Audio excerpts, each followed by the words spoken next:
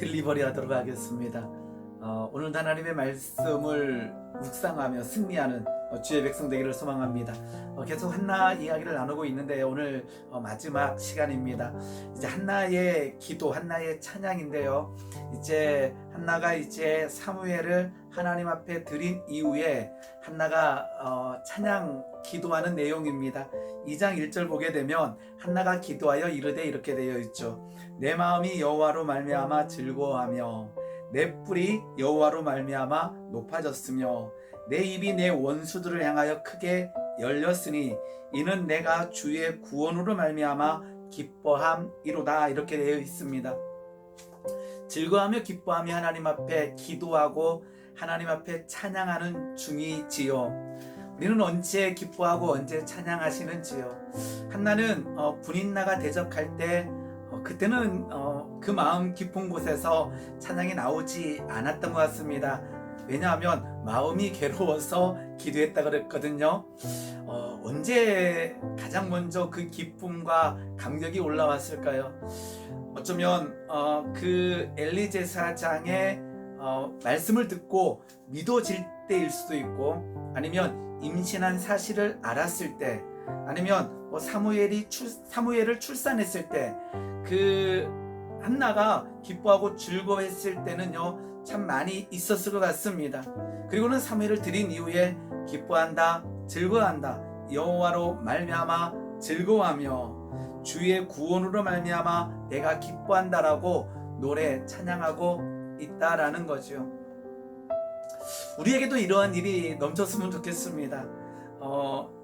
한나처럼 기도하고 간구하고 하나님께서 그 기도와 간구를 들으시고 그것을 허락하여 주시고, 그럴 때에 얼마나 기쁠까요? 정말로 힘들고 어려울 때에 하나님 앞에 부르짖었는데 하나님께서 응답해 주시는 거죠.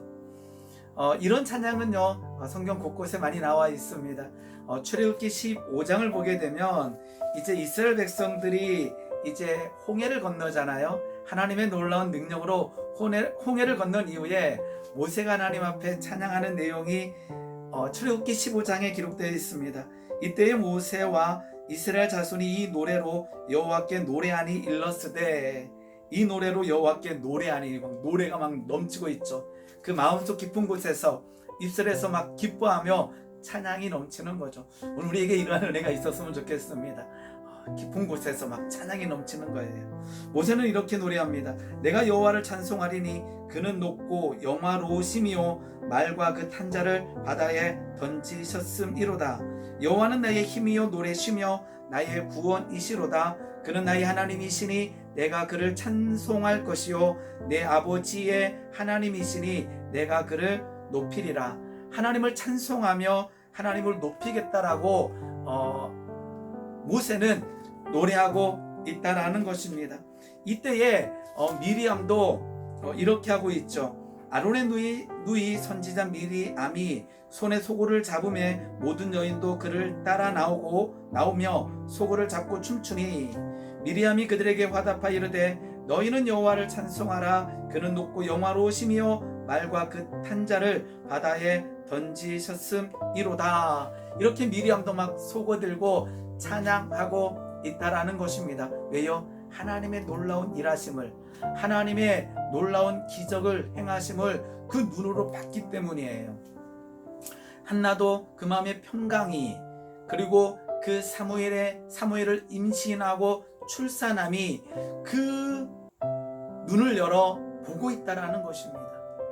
우리에게도 이러한 놀라운 일들, 찬양하고 하나님 앞에 경배할 수 있는 놀라운 일들이 넘쳐났으면 좋겠습니다. 한나는 계속 그 하나님을 찬양합니다. 여호와와 같이 거룩하신 이가 없으시니 이는 주밖에 다른 이가 없고 우리 하나님 같은 반석도 없으심이로다.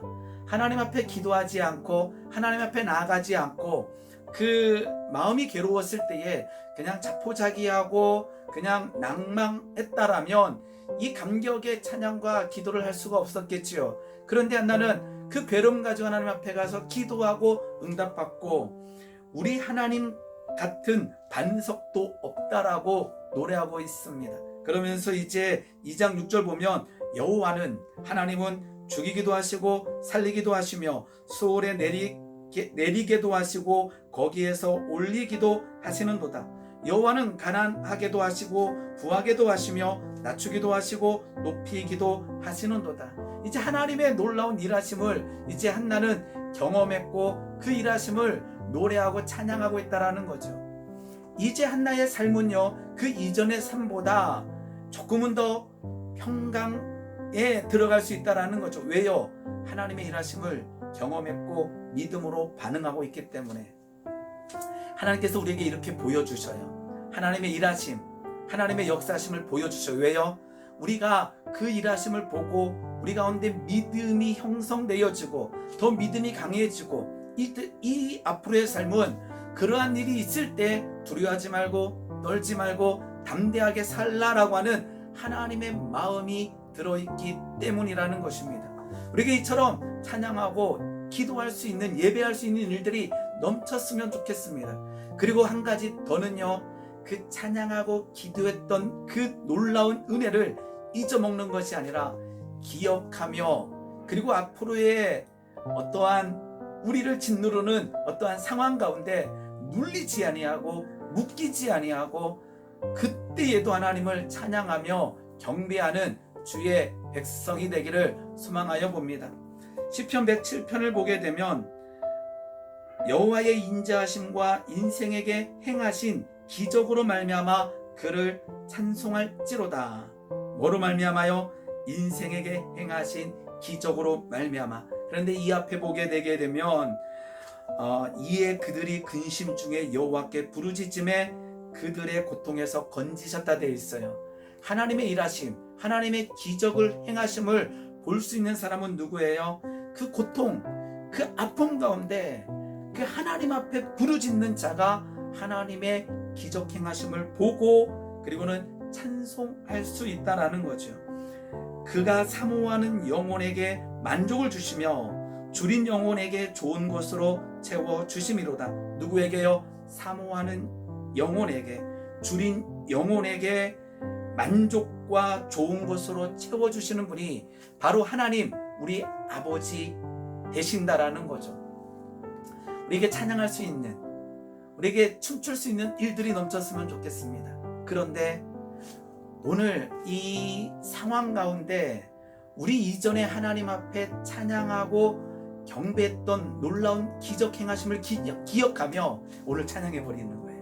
오늘 상황 가운데 그냥 눌리지 아니하고 묶이지 아니하고 하나님 내가 찬양합니다. 하나님 이 상황 가운데 기도하며 하나님의 이름을 높여드립니다 라고 먼저 찬양하고 먼저 예배할 수 있는 주의 백성이 되었으면 더할 나위 없이 좋겠습니다. 그런데 이게 안 되면 아픔과 상한 영혼과 줄인 영혼을 가지고 하나님 앞에 나아가 엎드리고 기도하고 간구할 때 하나님께서 그 신음소리를 들으시고 하나님께서는 놀라운 기적으로 우리에게 보여주실 줄 믿습니다.